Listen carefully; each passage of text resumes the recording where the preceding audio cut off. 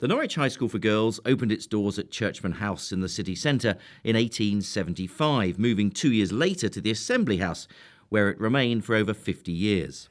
In 1933, the school moved to this site on Newmarket Road with its 14 acres and wonderful Regency houses, all of which is going to be open for you to see during the Heritage Open Days on Thursday, Friday and Saturday of this week. I'm meeting with Teresa Hewitt, the Director of Communications at the high school, to find out more about what the Heritage Open Days offer.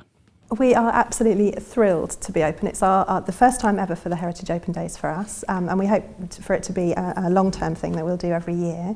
And it's particularly fitting this year because it's our 140th anniversary of being a school. So we are really, really thrilled to be opening our doors to everybody. They'll be able to look at lots of different areas of the school. The conservatory is absolutely beautiful, and outdoors we also have the Crinkle Crankle wall, which I think lots of old girls will remember. A feature particularly in the east of England. There are several of them, as you said yourself, in Suffolk.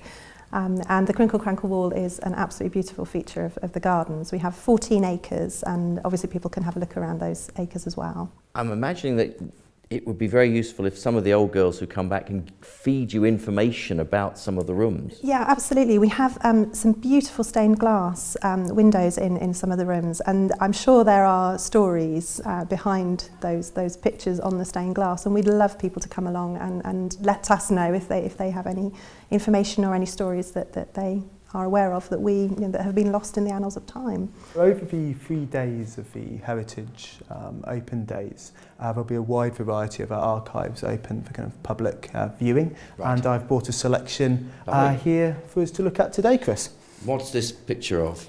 Well, this is a particular interest because when we were looking at the school magazines, there was a description of a fancy dress party. But why it's particularly poignant is that this was about 2 weeks before the outbreak of World War I. So when we read the magazines, there's no indication of any of the great events to take place. So it's kind of like a little kind of lost innocence, I think, kind of captured in that photo. So it's a very powerful one. And you've got some wonderful certificates here from the very first girl, Katie Cooper. Yes, Katie Cooper, she's the first pupil by alphabet in the register, so she's our first pupil by default. She's a great supporter of the school and later donated a lot of her collection of art. But we're also lucky to actually have her first exercise book, so this is her literature book as well, which has been scanned in and is in our archives digitally as well. But we have the immaculate handwriting, obviously. Yes. The very few teacher annotations, she was either a perfect student or they didn't mark books particularly back then. So it seems also, it's very interesting, lots and lots of copying, but absolutely beautiful. For those that were here perhaps in the 50s and 60s and 70s, they'll remember the old cloakroom, won't they? But that has a history behind it. It does, and we didn't know this until an old girl came along and told us this, but originally it had been, in the 1940s, made into a bomb shelter during wartime, obviously.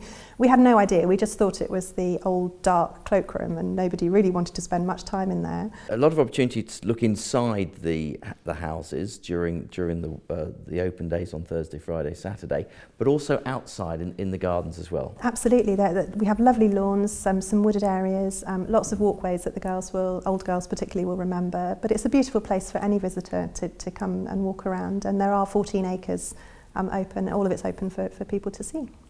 It's been a great pleasure to come here today to see the Norwich High School for Girls. I do encourage you to come and visit during the Heritage Open Days on Thursday, Friday and Saturday this week.